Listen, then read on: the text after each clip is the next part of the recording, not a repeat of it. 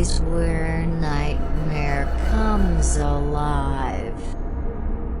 السلام علیکم ویورز، کیا حال ہے؟ امید ہے انشاءاللہ آپ سب خیریت سے ہوں گے۔ جیسا کہ آج کی ہماری نیو سٹوری کا نام ہے ہورر ہاسپٹل۔ یہ ایک پر اسرار ہاسپٹل کی کہانی ہے۔ انشاءاللہ یہ ویڈیو آپ کو بہت پسند آنے والی ہے۔ انشاءاللہ اگر آپ کو ویڈیو پسند آئے تو چینل کو لائک کریں، سبسکرائب کریں، بیل آئیکن کو دبانا نہ بھولیے گا تاکہ آنے والی تمام ویڈیو آپ تک بآسانی پہنچ سکے۔ خوفناک اسپتال کاراز رات کے تقریباً 2 بجے تھے۔ بارش ہٹ چکی تھی لیکن فضا میں عجیب سی اور خاموشی تھی۔ علیہ ایک فوٹوگرافر تھا جو سنسنی خیز اور پرانی جگہوں کی تصویریں لیتا تھا۔ آج وہ ایک ایسے اسپتال آیا تھا جو کئی سالوں سے بند پڑا تھا، جس کے بارے میں مشورہ تھا کہ یہاں مریضوں کی روحیں آج بھی بھٹکی۔ اسپتال کے باہر سنگ آلود دروازہ ایک خوفناک چیخ کی طرف چڑچڑاتے ہوئے گیا۔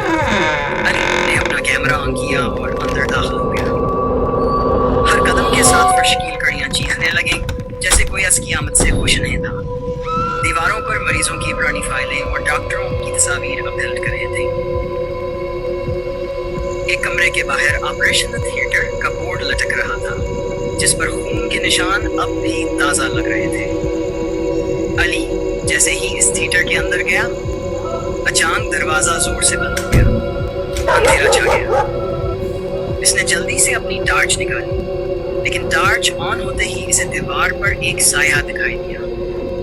ایک نرس کی وردی میں کوئی عورت جس کی آنکھیں سرخ اور چہرہ بالکل سفید تھا۔ وہ علی کی طرف دیکھ رہی تھی لیکن اس کے پیر زمین پر نہیں تھے، وہ ہوا میں تیر رہی تھی۔ علی کا دل زور زور سے دھڑکنے لگا۔ اس نے پیچھے مڑ کر دروازہ کھولنے کی کوشش کی لیکن دروازہ جیسے کسی نے باہر سے بند کر رکھا ہو۔ اچانک اسپیکر سے ایک پرانی آواز سنائی دی، پیشنٹ نمبر 3 کو آپریشن کے لیے تیار کریں۔ علی کے ہاتھ سے کیمرہ گر گیا۔